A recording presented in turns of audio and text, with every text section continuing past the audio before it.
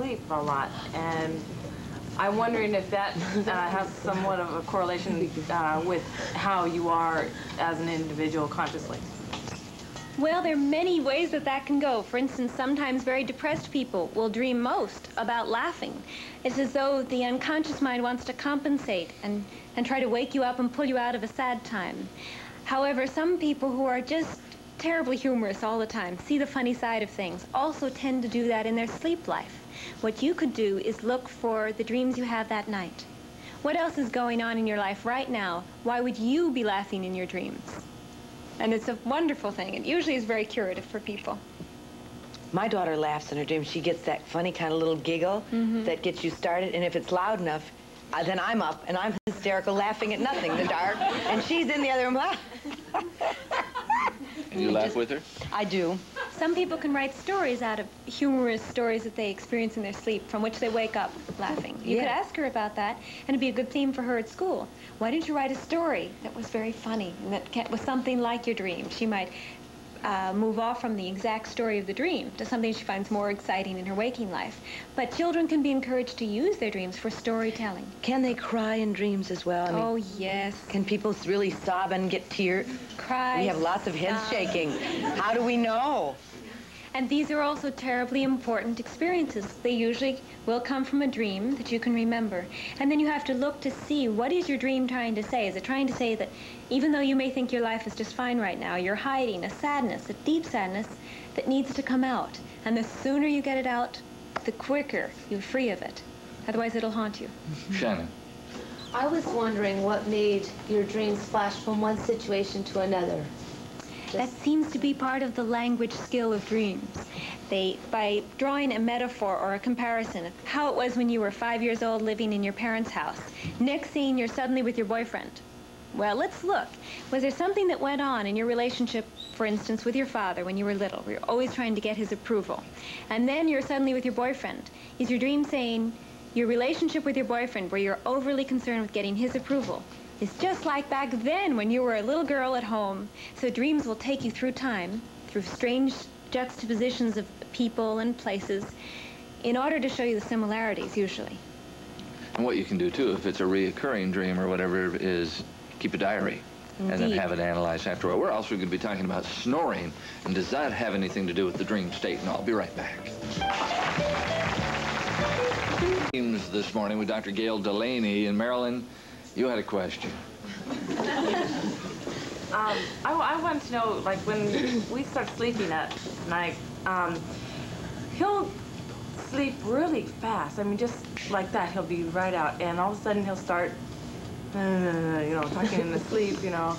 And what makes people sleep so much more quickly than others, and then all of a sudden, you know, it seems like no time. He's just dreaming and, you know, just talking and mumbling and everything. Most of us, when we go to sleep, if we're very fatigued, we'll have some more sleep disturbances. If you've had alcohol or you're especially tired, there might be some mumblings, but that's not coming from a dream time, rapid eye movements, sleeping, dreaming. You could wake him up at that point and say, what are you thinking?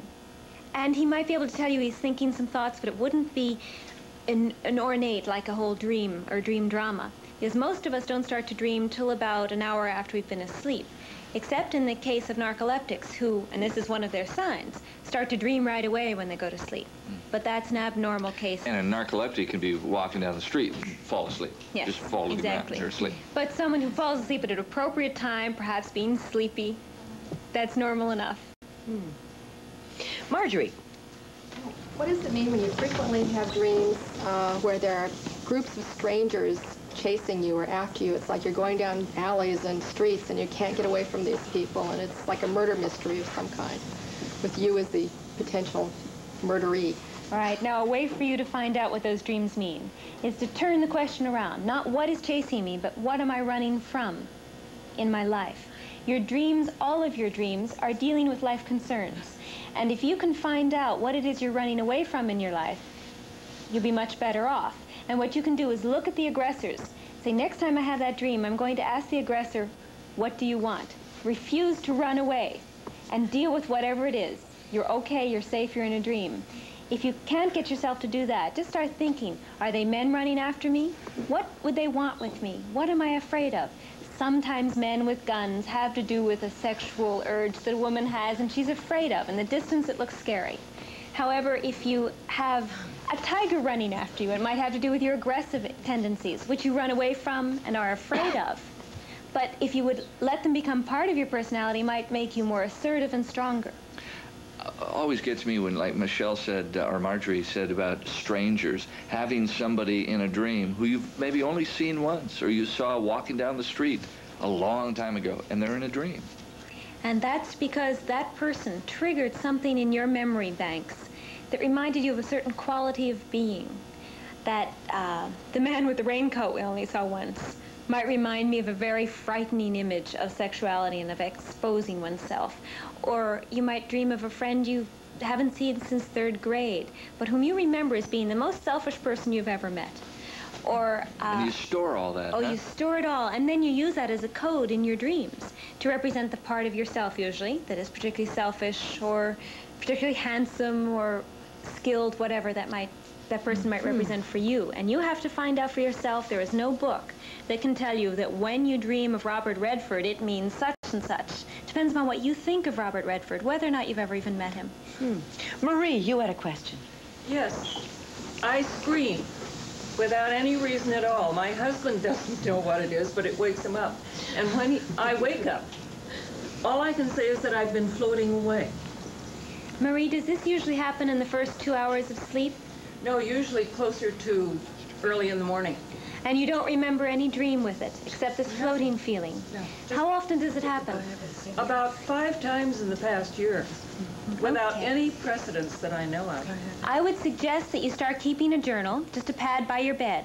And every night when you go to bed, 3 or 4 lines about what you felt today. What were the emotional highlights of the day?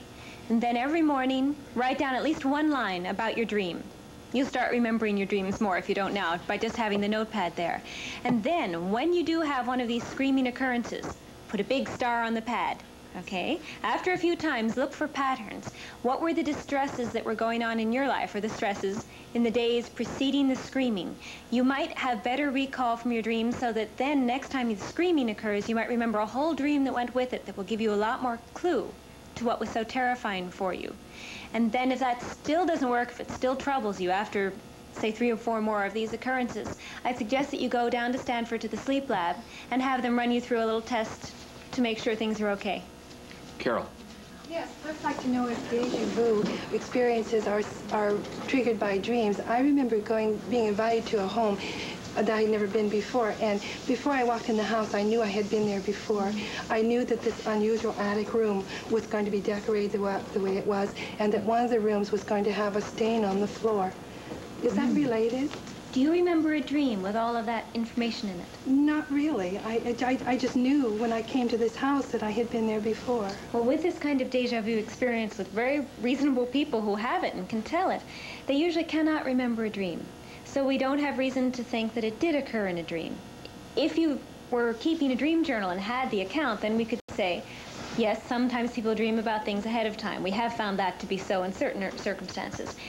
But deja vu, we haven't been able to explain yet. We can't tell. I've had other experiences. There was a store I went to that I'd never been before, and even to a playroom in the store and a small mirror. Why don't you on the keep wall. a journal of that? I would love to. Be interesting and compare it with your Do you friends. believe in reincarnation? Not really, but I'm fascinated by it. Or psychic ability or clairvoyance?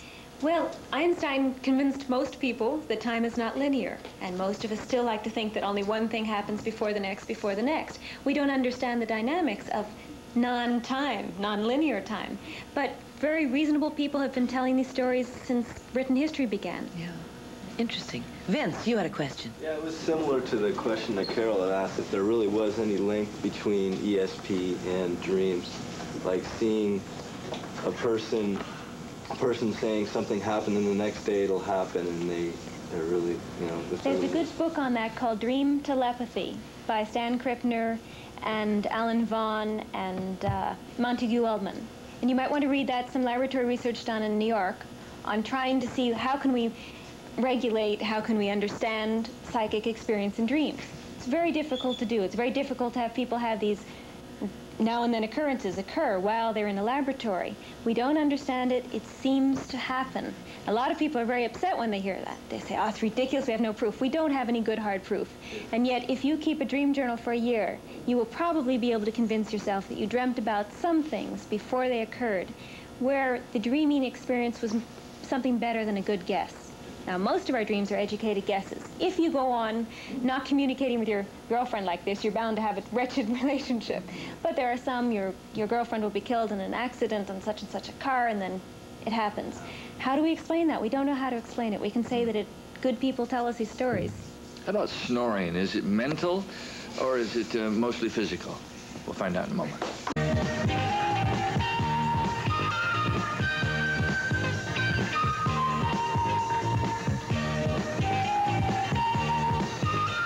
Dr. Gayle Delaney with us this morning on People Are Talking. We're talking about dream analysis, but we're also right now going to talk about snoring. What in the world causes snoring? Snoring we find in little children and in old men, and it has to do most frequently with the various tissues right in the throat, from the nose, if you're congested, for instance, and through the throat, getting either inflamed or very lax and very relaxed. And they sort of flop around in there. And you'll find that there are various cures for snoring that don't work. You see, for example? Well, for instance, tie a hairbrush on your husband's back, so that every time he rolls over on his back, he'll roll on his side. Why do you say always men? Slowing. How about tie a hairbrush in your wife's Men back? tend to snore more than women, and more loudly. Okay, and so the women are more distressed. Bigger sound system. Anne has a new theory on sleeping Yes. You and think snoring. it's the size of the nose? It might well be, But except little babies do. You're saying the brush doesn't work, and somebody And the ping holding pong coat. I mean, people have tried all sorts of things, ping pong coats and such. It does help in some cases to roll the snorer over on his or her side, but sometimes it doesn't help at all. How about if you just snore in like spurts? You know, like you're catching breath. That kind of stuff. Kind of a snort more than a snore. A lot of people snore that way. It was very tasteful the way I It did was that. extremely tasteful. A lot of people do that. They snore very erratically. And if they would snore regularly, you could think it'd be the ocean. That'd be fine. But try to sleep with someone who snores irregularly. And then breaks it up. And then everyone's... Have you ever run into cases where a man or a woman snores so much they can't live together? They can't sleep together? Yes, I have. And what usually happens is they live together, but they sleep in separate rooms. Overweight can often increase snoring, being highly overweight.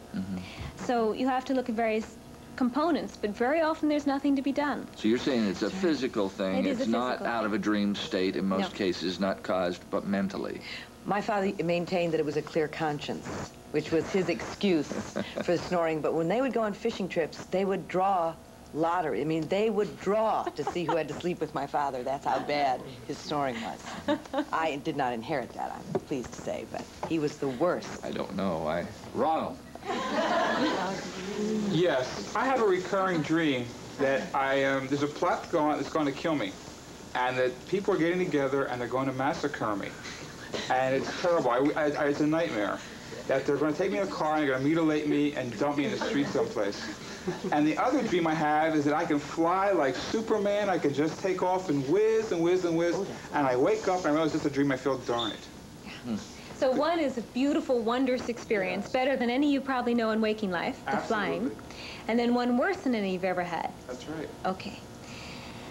Two different things that you're dealing with in your life. One, the flying dream might have to do with a dream that might encourage you to get free of various inhibitions, various hang-ups of various sorts, where you could then fly and soar and be free, not to hold yourself in. Or the dream may come after you have sort of broken out of your shell a little bit, and where you are soaring and you feel wonderful. These flying dreams are very, very exciting for people, and you can increase how many you have, and you can always look to see, does your flying go well? Is someone trying to hold you down? Is that a part of you holding you down? Sounds like in your dream you don't have any trouble, and that you're not flying to show off, right? And you're not flying to be above others. You're just flying for the joy. To enjoy it. Hold on to that feeling. Try to remember it, and try to say during your day life when you're most upset, oh, I want to remember what it felt like to fly. You can't really, but hold on to the feeling of it, all right? That'll help you to deal a little bit with your persecution dreams, where you're about to be had. And those dreams, you have to look and see, how long have you been having them? And can you tell me, has it been 5 or 10 years? They've been running, let's say, for over about a year now. All right. And it seems that when I get most frustrated, I have the dreams. When things are going peaceful in my life, it's not that bad. That's good. You've already seen a pattern. Start writing those down and watch the pattern more closely, what you did during the day and what you dreamt during the night. And then see, how are you so afraid of being done in? And if this dream is a recurring nightmare over a year, the problem's been a big one for you for over a year. The dream represents a major life problem. And if it's that uncomfortable, I would suggest you have 1 or 2 sessions with a psychologist or a psychiatrist to work it out. Find out what that particular dream is trying to tell you about a stress in your life now, so you don't have to have it for the next 20 years. Some people have nightmares for 20 and 30 years.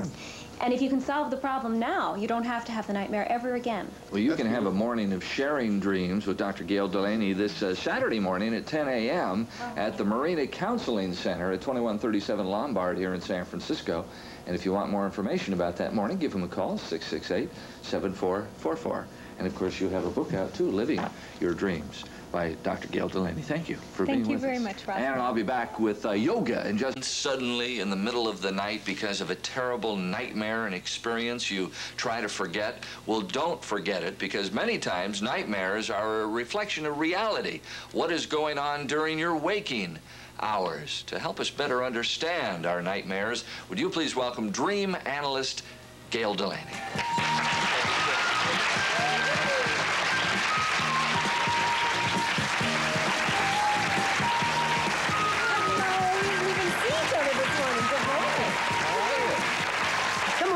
Welcome back. Thank you. Nice to see you.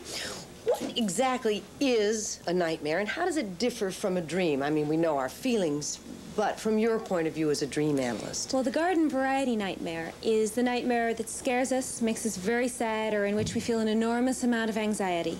It feels like a dream, except the emotion of it is very unpleasant. But there are other kinds of nightmares that I thought we might want to outline for our audience. For instance, there's something called the Mara, M-A-R-A, which is the Swedish word because we don't have an English word for it yet. We're just beginning to look into this problem of a night where you're sleeping, or you think you're asleep or you're not sure you're asleep, but you're lying in bed. At some point you start thinking you're awake, and you hear footsteps, and then someone you can't see. In fact, we had one of our audience members here who has this sort of experience. You can't see, you can't open your eyes, but you know someone is there.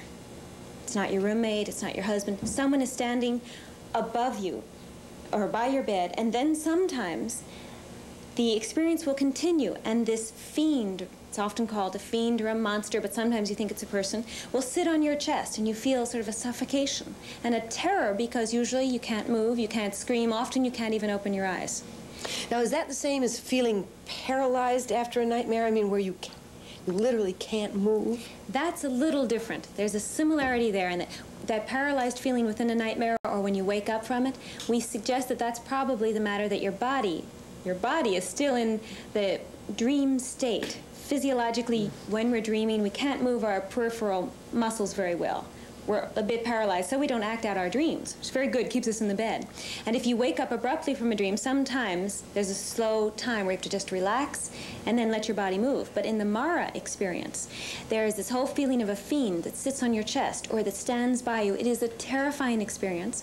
It often happens to people as they're falling asleep. And no one really knows what it's all about. Some people feel it's demons, but more likely it's a psychological conflict. Freud was very fond of this particular experience because, of course, he felt it had to do with sexual issues. And very often, women would report that it was a male fiend who then would have intercourse. And the same with the male having a female who would then force intercourse. And in medieval times, women were put to the stake as witches, blamed for causing dreams that other people had. So other than the Mara, what have we got, nightmare-wise? You have traumatic dreams, post-war dreams, for instance, where you're constantly replaying the real and terrible scene. And that's probably an effort for your mind. You used the word dream, so is this interchangeable? There's not really much of a difference? Not really. We call it a nightmare when it's unpleasant. I tend to call them all dreams, so it scares people less, but thanks for that. So when you have a recurring nightmare of a real event, you're probably trying to assimilate it. It's often a sign of get yourself into therapy, work out this traumatic experience. A lot of Vietnam vets come back and had flashbacks and horrible dreams where they would wake up screaming or soaking wet. Yeah. That's what you're talking about. I worked at the VA hospital here in San Francisco for a while and dealt with a lot of those. And basically you have to keep working it through, and eventually the dreams start to change and then they'll go away. But that's a shock. Then you have withdrawal dreams, withdrawal from barbiturates, amphetamines, alcohol, and other drugs. If you're on sleeping pills and then you suddenly go off them, you're likely to have a lot of nightmares, in part because these drugs repress the amount of time you spend dreaming. When you go off it, there's a rebound effect. And you sort of try to make up, but you also have all this nightmare effect. Is that the same thing as what I call a fever nightmare? When you were a little child and you had a real high fever and they'd given you sulfa drugs or something to bring the fever down? I can remember just incredible nightmares. Yes, when you're sick and when you're taking drugs, it's another thing altogether. And while we're on this, I know a lot of people watching take sleeping pills. And most people should not be taking sleeping pills. They're terribly overprescribed by general physicians who are not well enough informed.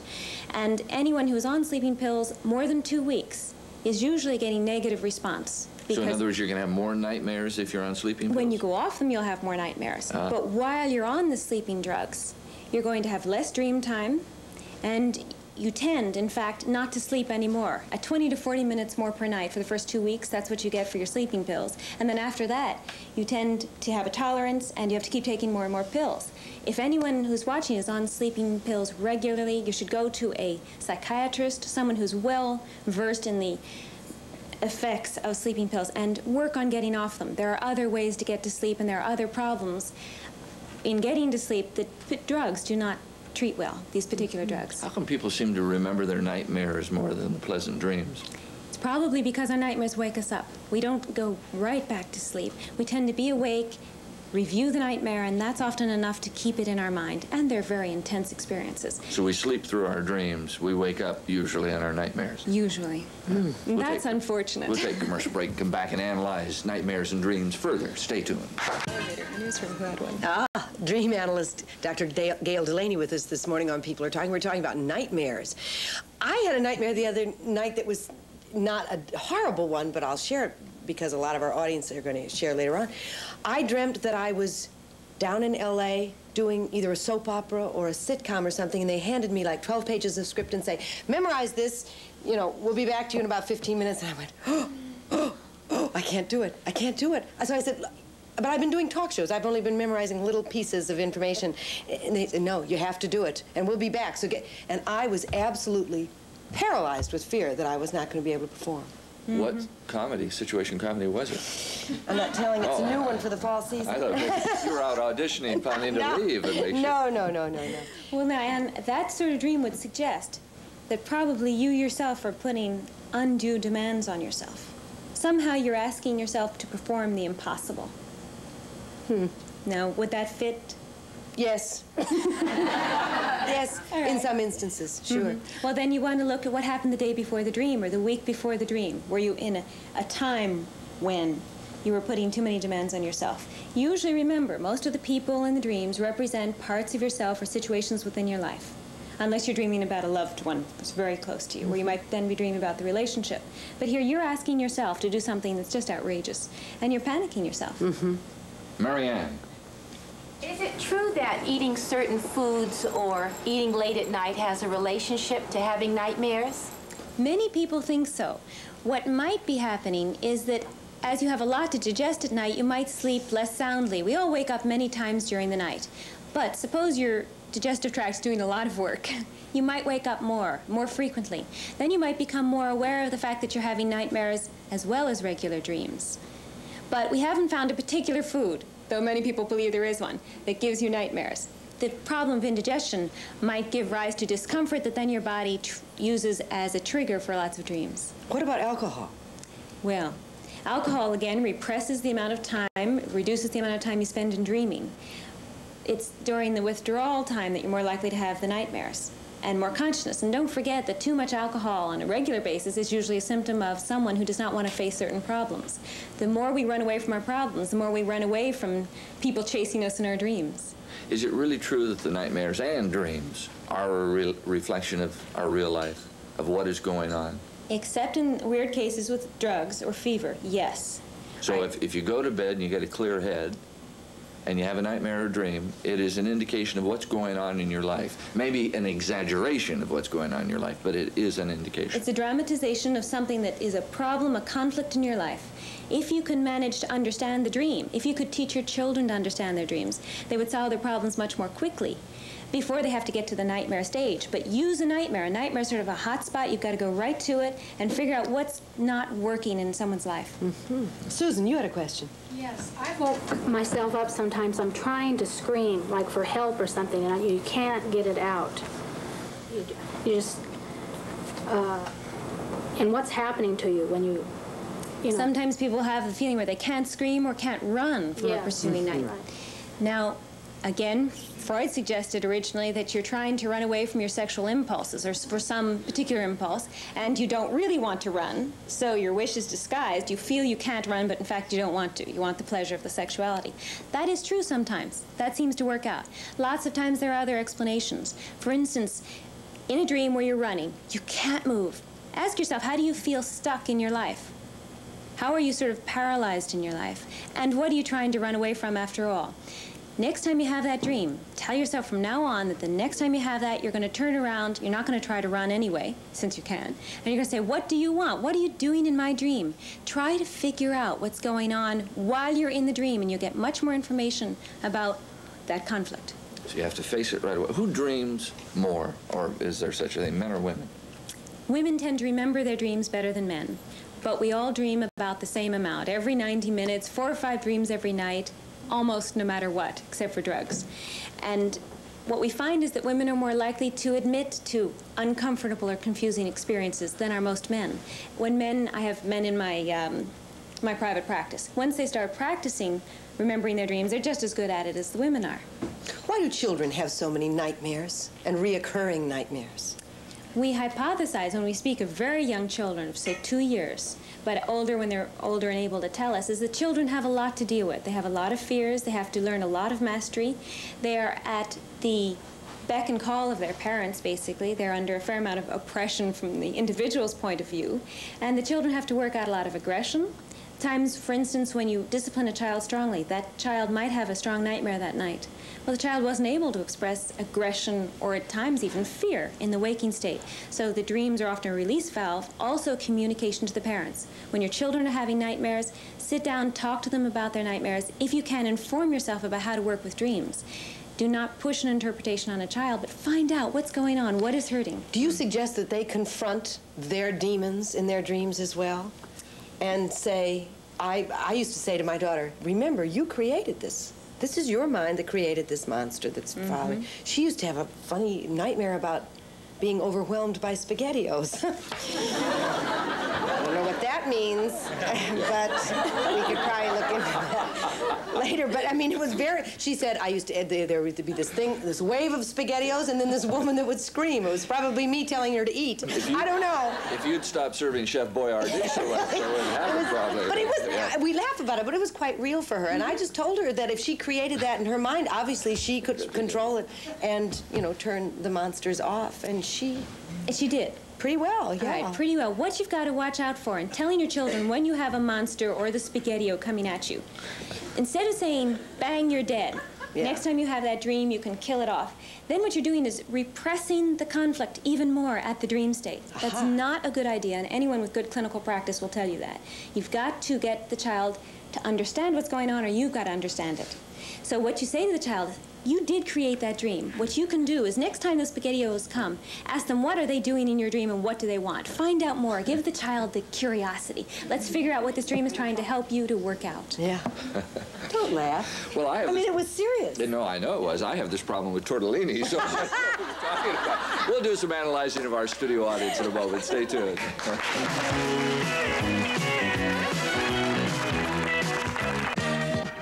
Dream analyst Gayle. Well, our first guest this morning says that dreams can sometimes suggest creative ways to solve your problems. Of course, if that's the case, I'm sure the writers of Dallas would agree that dreams provided a nice solution to their ratings problem. Well, she goes on to say that our dreams can tell us an awful lot about ourselves. But first, we have to know how to tap into them and then how to interpret what they mean. Now, if you're looking for Mr. Right, trying to sell your house, or worried about landing that new job, our guest says you can literally dream up the answers to your problems. And this morning, she's going to show us how as we welcome dream analyst, Dr. Gayle Delaney.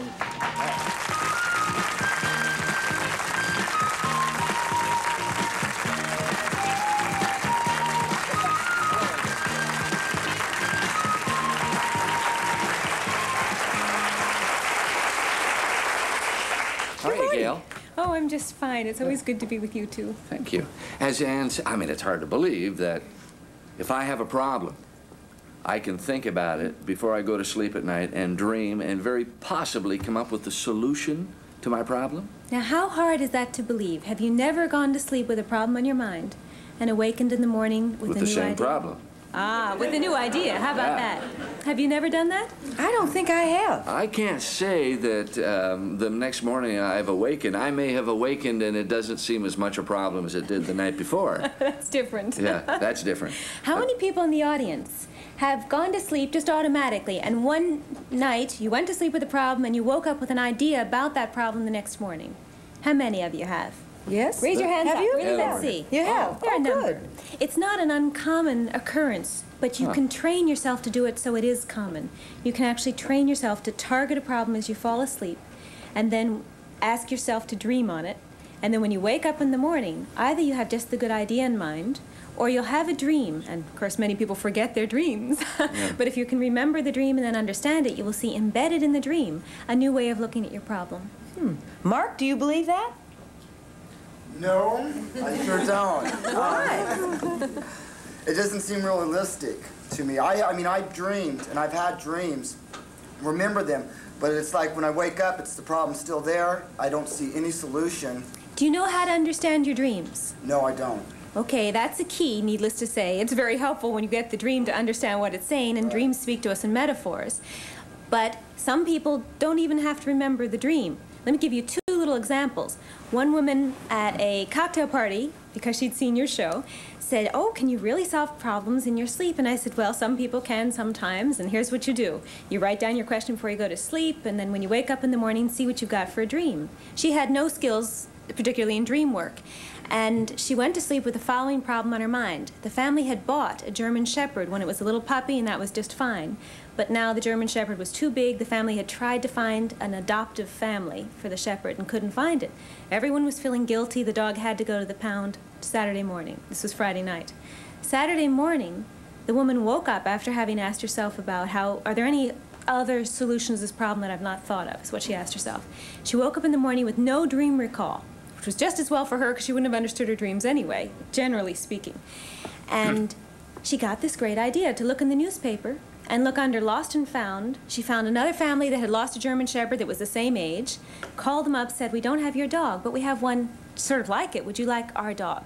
And then the exchange was made.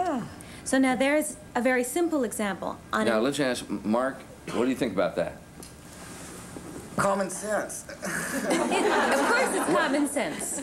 And it's common sense she didn't think of until she asked herself and targeted it. Some people come up with these good ideas without dreaming, apparently, or who knows what they forget in the night. Can you come up with good ideas daydreaming?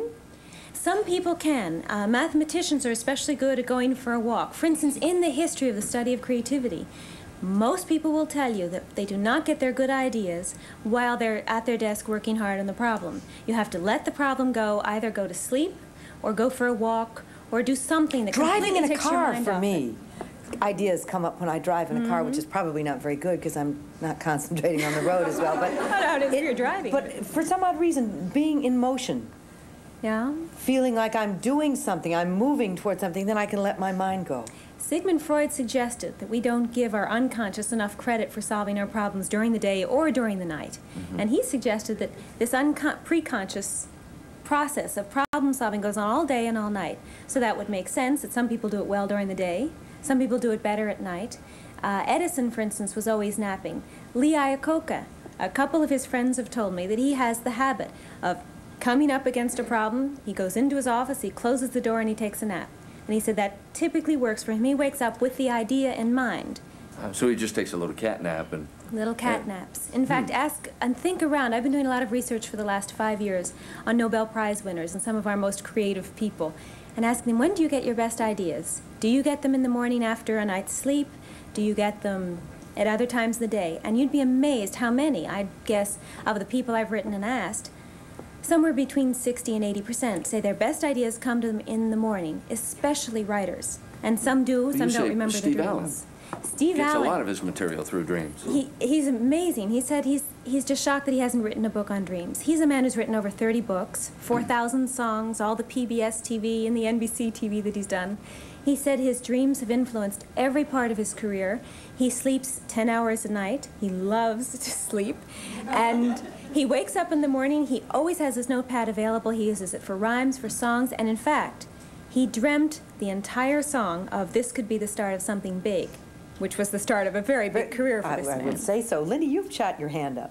I've always found that if you're working out problems, my success rate is in meditating. The opposite would be my dreams feel uncontrollable, that I'm not the one that's in control of those dreams. So if I have a problem, I'm going to do whatever my meditation process is, and I find that after that process, that solution will come to mind. But when I wake up after a dream, it usually ends up being that bizarre dream where it doesn't make sense or it doesn't have any connotation. Well, Lindy, you've learned how to meditate. You took time and you learned how to do it. If you took time and learned how to understand the language of your dreams, they would be an extra, an added source of insight for you. I work with psychiatrist Loma Flowers. She and I have a dream center. Needless to say, through the years, we've worked together a lot on our own dreams.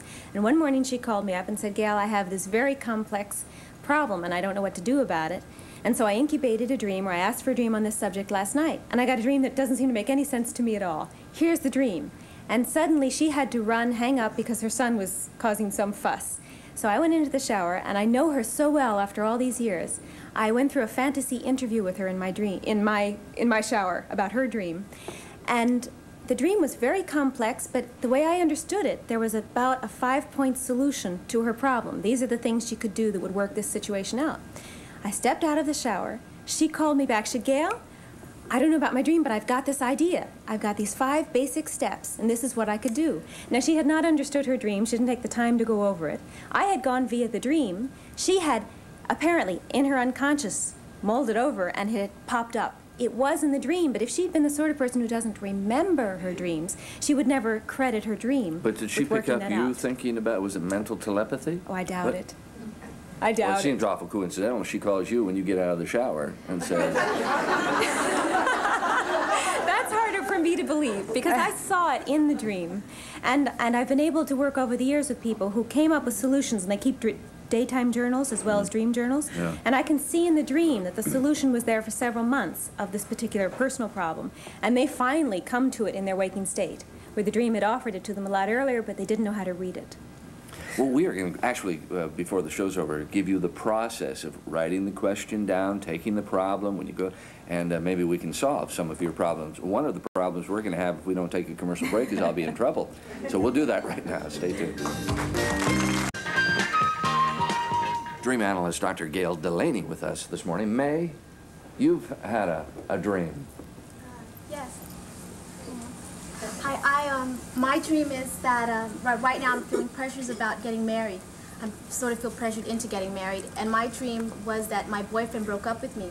But it was strange because it was, we were at a party setting in my home, and a female and her father sort of walked in the room, and as soon as they walked in the room, everything he felt toward me, all the love and, you know, care and concern that we had just slipped away from me and just all shot towards her, and I was just alone. Ooh. Everything. And what made it interesting was, well, I'm Filipino, but the woman was American, Caucasian, and I didn't know what metaphor that was. And also to add, he's in the military. He's an Air Force officer, and he'll be going away soon. So. Oh, I'm so sad.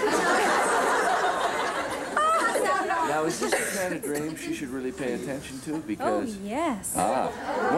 when's the marriage plan for? No, it's just the pressures right now because of our age and because we've been together for a long time. Yeah.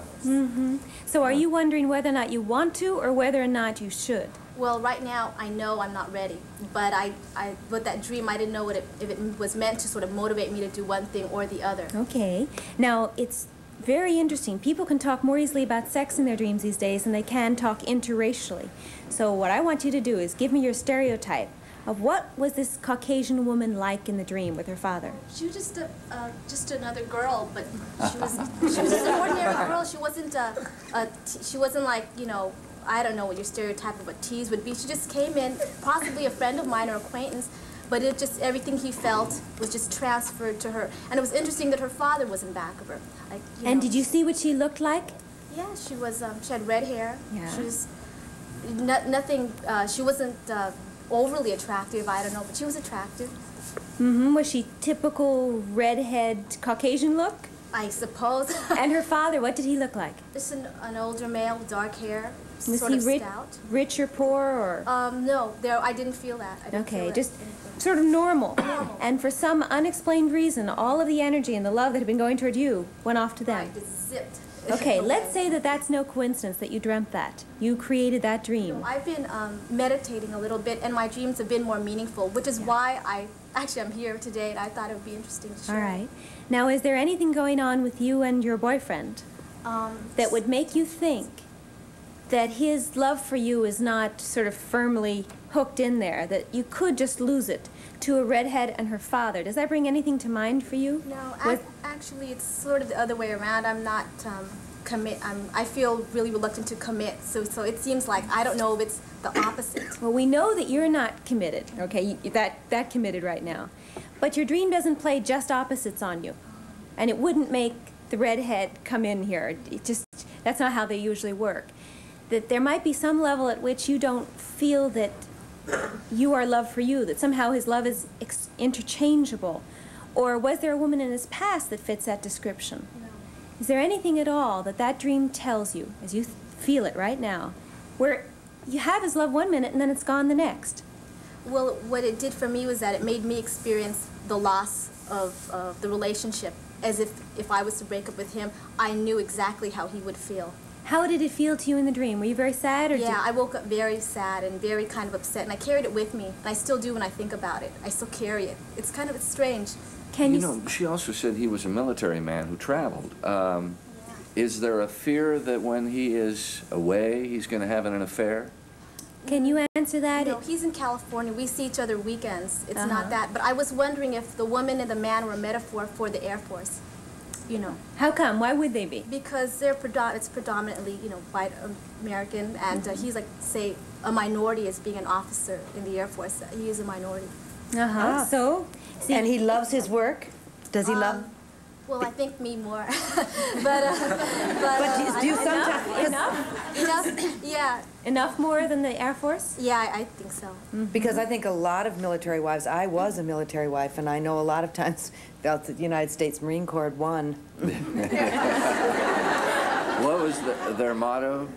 If the Marines had needed dependents, they would have been issued them with their gear. That's a pretty healthy outlook. So in your dream, it's interesting that you thought of the Air Force. Yeah, that was my only, that was my... Well, if that's how you feel, then that's what we have to go with, is you describe the image and go with it. And if that's what it feels like, then that must be one of your concerns. I think she should probably talk to you further about this. Maybe not on television. Because we could have blown this whole thing out of the water already. He's taping the show? He's in Merced. Well, he's on duty right now. He's in Merced. Well, you get to the tape before he sees it? Maybe that was my modus operandi. That wasn't it. I have an interesting dream example along those lines. Karen had a dream in which, well, it came right after she had separated from her husband, and an old boyfriend started calling. And she had been putting off this old boyfriend. But he was awfully attractive, and she thought, well, maybe I could just go have coffee with him, and that wouldn't hurt anything. That night, she had a dream that she saw this sort of, you know, the ghost of Christmas past, sort of this ghost figure coming into the dream. And he was standing there being very attractive and warm. She was very attracted to this guy. But spinning out of his head were farm instruments like a rake and a shovel, and it could hurt her. She was really aware that if she got close to this, she could be really hurt. But when she'd look at him, she'd forget about these things that were whipping out of his head, and she'd want to be close to him and be with him. But then she'd focus back on these farm instruments, and he would sort of fade out. And it kept going back and forth until finally she realized, I have to remember that this guy's got things coming out of his head, they're going to hurt me. And I've got to stay away from him. So he looked away for a moment and she slipped out of the room. She woke up having no idea what this dream meant. Very often when it's your own dream, you are just so naive. It's so hard to believe. But so she got into the shower and she didn't let it go. She kept saying, this has got to mean something. What could it be? And then suddenly she realized that the ghost, someone coming back into her life, a revenant, was this guy that'd been trying to get back together with her. And in fact, he was emotionally very wounding, not physically wounding to her. And she had to remember that though he was so attractive and warm and dear, his basic nature had a lot of hard, blunt, hurtful ways about it. So you're saying she dreamt this. It solved her problem because I assume Karen stayed away from She decided not to get back. Yeah, but so often you know you shouldn't be with that person, but that's what's attractive to them. They hurt you. Exactly. Yeah, and very often a dream will show you it's not worth the hurt. It's going to be hurting too much. Thereby a solution to your problem. That's right. Got a lot more to talk about after this.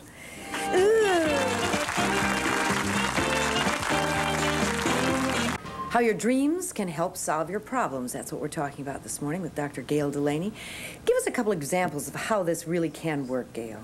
Well, for example, a number of scientists in math and in physiology, a number of areas, have the habit of going to sleep with their pen and paper by their bed because they know this is useful. And Otto Louis had done this. He always had his paper by his bed. He was a physiologist. And he and many other physiologists have been troubling over how do nervous impulses pass their messages? Was it electrical or was it chemical? And most people suspected it was chemical, but they couldn't prove it. And Otto Louis one night had a dream that solved the problem. It laid out a perfect experiment. He wrote down his notes real quickly and went back to sleep. Woke up in the morning, couldn't remember the dream, couldn't read his notes, but he knew something important had happened. So, went to sleep again, hoping, and sure enough, the next night he had what he thought was the exact same dream. And the dream was a very simple and very elegant dream that proved the chemical basis of the transmission of nervous impulses. Okay. Now, in 1936, he won the Nobel Prize, specifically for that experiment. It was so important. Auguste Kekulé discovered the molecular structure of the benzene ring. Everyone had thought maybe they was straight, but no, it was a ring. That was from a dream. Mendeleev put together the periodic table from a dream. I mean, there are so many concrete examples, the results of which we live from, that are really quite amazing. Gandhi had a very interesting experience with a dream. After the English had forbidden all public demonstrations in the streets, he said, well, now what am I going to do to fight for independence? So he went to sleep that night worrying about the problem. What can I do? What's an alternative? And he woke up with the idea for the hartal, which was to tell his people to go to places of worship. Do not go to work. That doesn't mean go out in the street and demonstrate. It means go to temple, go to church or whatever it is. And that had a terribly big impact. Of course, it was the first national strike. And he got that idea from a dream. Mark, you had a question. Yes, about the problem. What I'd like to know is how would we make, about what we were talking about earlier, how would we make, how am I say this, the dream, how would I make it, how would I do it? Is what I need to know. What's the process of solving your problems through dreams? All right, let me say that generally speaking, it works on its own automatically. For that, you have to be especially good at working with your dreams, because you have to catch them, recognize it, and see what your dream is talking about, since our dreams obviously talk to us in metaphors, the ghost, with the things coming out of his head. But if you want to really focus in and develop that natural skill, you take a pen and paper tonight, and before you go to sleep, while you're in your bed, you start writing down a few lines about your problem, whatever it is, some scientific problem or some emotional problem. And then you boil down your problem to one simple one-line question. Say, I need an alternative to taking the dog to the pound, for instance. And you write that down. Turn out the light and immediately go to sleep. And you repeat that phrase over and over as you fall asleep. Don't worry about the problem. That's what keeps us awake, worrying about our problems. People say, oh, I have to work all day long. I shouldn't want to worry and work at night. It's not the same feeling at all. You bore yourself. But by the mere fact you're saying the phrase, aren't you worrying about the problem? No, you're boring yourself. It's like counting sheep. You're just saying by rote the exact words that you wrote down. So that helps you to get to sleep fairly quickly. In fact, I've had some difficulties with people finding this is so useful that they suddenly go off sleeping pills. And if you're addicted to sleeping pills, you must not go off them suddenly. Get yourself a doctor who knows you shouldn't be on them and get off them slowly. That's how useful it is. People have been tempted to do it too quickly. What if you wake up in the middle of the night? You write down whatever you've got on your mind. Will that put you back to sleep? Haha, depends. For instance, Otto Louis, we just said, woke up. He could write down his whole dream and go back to sleep, but he had the habit. He had learned how to do that. For some people, it'll disrupt your sleep. Now, this is going to sound like a real silly question. You say, write down anything that's in your mind. You wake up and you've got to go to the bathroom. Do you write down, I got to go to the bathroom? No, that's one thing I wouldn't spend the time with. All right, you said anything that was on your mind, and I thought that you were expanding on anything that came out of your head at that moment. Pretty close. That's one of the few exceptions, because if you look what you're thinking as you have to go to the bathroom, there was usually a thought just before that. Ah, okay. And that's the one you want to get. You know the one like about you were how to go to the drowning or bathroom. something. Looking for a bathroom. We'll be back in a moment. Stay tuned.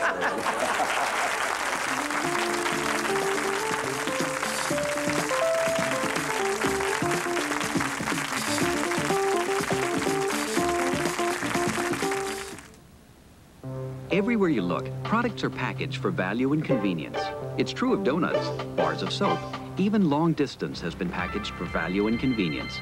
With AT&T's innovative Reach Out America plan, it gives you an hour of AT&T calls every month, all across the country to any other state, plus a special bonus, now at a new low price of just $10.15, so you can talk to faraway friends and family. Just call during the plan's hours, all day Saturday, Sunday until 5 p.m., and every weeknight after 11 p.m. It's all packed into Reach Out America. An hour of AT&T calls every month, all across the country, if you're willing to spend just $10.15. We've even packed in a 15% discount on AT&T's already reduced evening rates.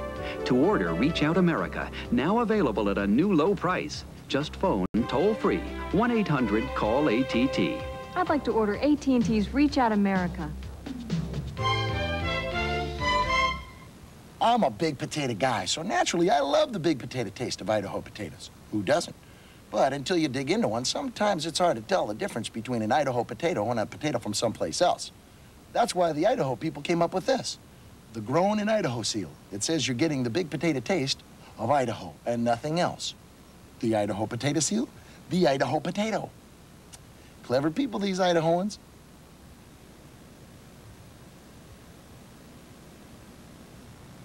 Some things just work, plain and simple.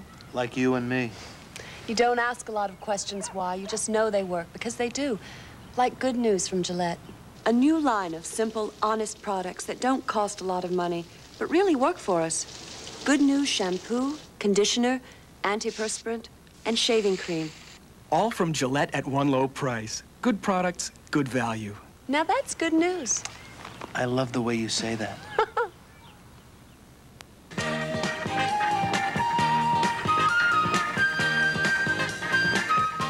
Gayle Delaney with us this morning. Okay, you write your problem down, you get it down to one sentence. That's right. Before you go to sleep. Repeat it over and over. You repeat it over and over as you're going to sleep, and then anytime during the night, if you wake up, you write down the first thing, except you got to go to the bathroom. You write the first thing that is on your mind, It may be a song. It may be a memory of a childhood friend. You may not recognize it as a dream if you're not used to working with your dreams. Just write that down and don't make any judgments as to whether it was relevant or not. And then when you wake up in the morning, do the same thing. And then go take your shower and shave. And a number of men I've spoken to in business tell me they get their best ideas when they're shaving in the morning, and then I've trained them to think back, and it's usually from the dream. So it's a matter of how good you are, how clean your recall is. But don't worry that your dreams will often not look like they're relevant. You have to wait to find out what your dream does mean to know whether or not it was on target. And for instance, Lyndon Johnson was having a terrible time trying to decide whether or not to run again. Okay? And he had Vietnam. Robert Kennedy had decided to run, looking forward to another violent time in the cities. And he just couldn't decide. He was afraid he'd look like a coward if he didn't run, but he'd probably be beaten if he stayed in. So he had a dream one night that he was swimming in a river, and he was trying to swim over to this bank, and he couldn't make it. Then he tried to swim over to this bank, and he couldn't make it. And he woke up, and he said that made up his mind, that he was being completely overwhelmed, and he was not going to run again. There are times where dreams will help you make decisions, not as if the dream says you should or shouldn't do that, but the dream gives you a feeling that you've been sort of pushing away from awareness, like this man isn't good for me, I know it, but, and you finally have to look at it and say, the only reasonable, common sense decision to make on this is to say, no, I'm not going to run. Ron, you had a question. Oh, yeah. I have a problem having pain in my dreams. And the only way I can kill that pain is by forcing myself to wake up. I woke up just sweating. And if I'm stabbed, like at night in the chest, I wake up, my chest is hurting. If I'm hit in the head, my head will hurt when I wake up. How can I kill that pain? Because it happens a lot. The way to kill that pain, I'm afraid, is to solve the problems that give rise to such terrible dreams, where you're being hurt. And again, this isn't the sort of thing that's comfortable to talk about on the air, but I can give you some general things to think about. That when you're being stabbed in a dream or physically wounded, either your dream is showing how you're doing this to yourself, how you're really hurting yourself, or how some situation in your life is really severely hurting you, emotionally maybe. What if you don't recognize the situation, or is it something new to you? You've never been there before. Yeah, it'll be probably new to you in the beginning. Write down your dreams and start to describe all the characters in them, as if you were describing them to someone from another planet. The guy with the gun, the guy with the knife looked like this, looked like that, looked like that. Only after you do all that, say, does this remind me of any situation in my life? Yeah, and it may. Yeah, a week or two later, I'll like, I've been here before. It's like deja vu almost, like, wow, I've been here. Well, you have, because there's some recurring problem if you're having this recurring kind of So you're saying the only way dream. you can get rid of these dreams is to confront them. And not just the dream. You have to see what the dream is saying about your waking life and then make an important change in your waking life. And in fact, if you're having these dreams regularly, I would suggest a couple of sessions with a therapist to get help with someone with expertise in this and work it through, and it's something wonderful will break through in your life because somehow you're being wounded, emotionally wounded. Jennifer, you had a question. Yes, I was wondering if there's any way to make yourself dream a certain thing. Like, say you had a negative day and you think, God, I really want to escape, and dream something positive. Is there any way to make yourself dream a certain feeling or a certain thing? You know, generally speaking, dreams are very bad at escaping. Well, you can ask for a dream on a problem or something you're trying to work out, and you'll usually get a dream on it, if then it's your wit to recognize it, but it's usually there. However, when you've had a bad day, let's say you've had a fight with your boyfriend and you're behind in your classwork and you've got this term paper and life has been so awful, you want to dream of being on the beach in Hawaii, okay? That is so difficult to do. Very, very, very rarely. Usually what happens is you have a sort of a nightmare about the problems you're trying to run away from in your waking life because your dreams seem to be most concerned with helping you to work out your life situation. However, having said that, there are times where you can do it. There are two circumstances. When you really have been working with a problem, for instance, if someone you love has died and you're going through mourning, and you can only mourn so much before you need a rest, you can ask, I want a dream that will give me refreshment and a rest. I can't stand it anymore. And you will often have dreams of joy and beauty that will refurbish you and help buoy you up. Or if you become conscious of the fact that you're dreaming while you're in the dream, you can say, oh, here we go again, this is a dream. I think I'd like to have a pleasant experience. Now, I'm not sure that's a very good idea. My personal bent is to say, go ahead and deal with the uncomfortable stuff so your life will work out better. But it is possible to say, I think I'd like a dream where I fly. And you can start to fly in the dream. But sooner or later, you're going to have to deal with the stuff that's uncomfortable. We've got a couple of messages. We'll be back with more analyzing of dreams in a second. Alumni Association.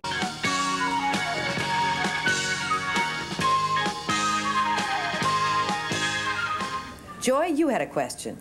Yes, about solving problems with your dreams. Sometimes you have serious problems where they tell you should go to counseling, but you don't have time to go to counseling. Can this work with that? Well, Natalie had a response to that. What was yours?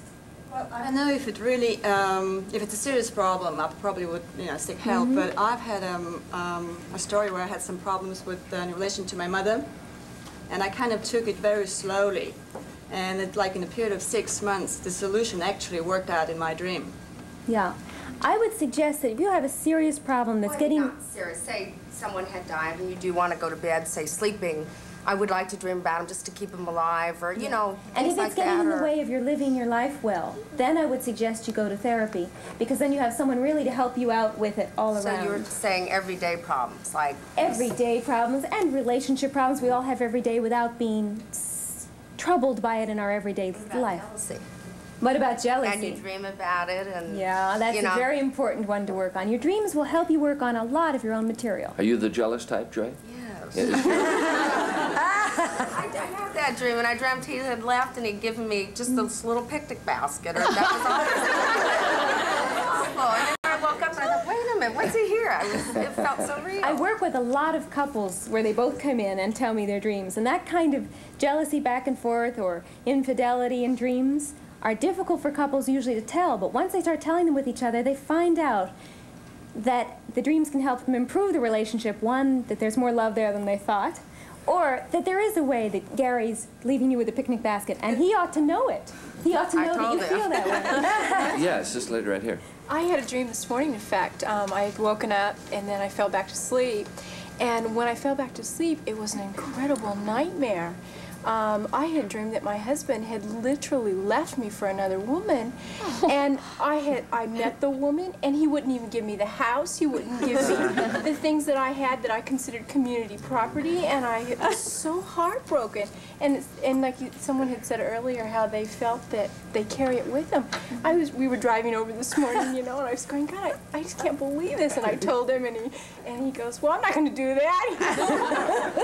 But it's a metaphor. So real. It's so real because there's something in your heart that feels that as real, and it might be one of the concerns you have for yourself, or maybe that happened with your parents. There could be an issue there that some little thing your husband did triggered that. He needs to know you have those So you're concerns. suggesting that she talk to her husband about that and at least get it out in the open and enjoy your Wednesday night.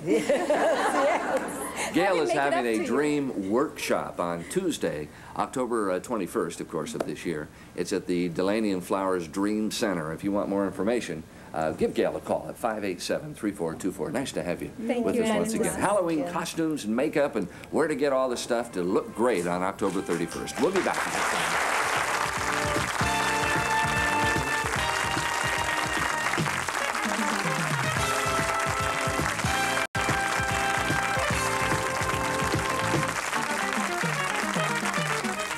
By George, it's the social event of the thoroughbred season. This Saturday, enjoy the English flavor of Ascot Day at Bay Meadows. Join socialites and celebrities for the most colorful event in American horse racing. Watch the antique carriage parade and stroll the Concorde Elegance, over 150 Rolls-Royce and Bentleys. And watch the prestigious $125,000 Ascot Handicap on the turf. Win a trip for two to London courtesy of British Airways. Don't wait another year. Celebrate Ascot Day this Saturday at Bay Meadows. It's the crust! The crust! That's why I can't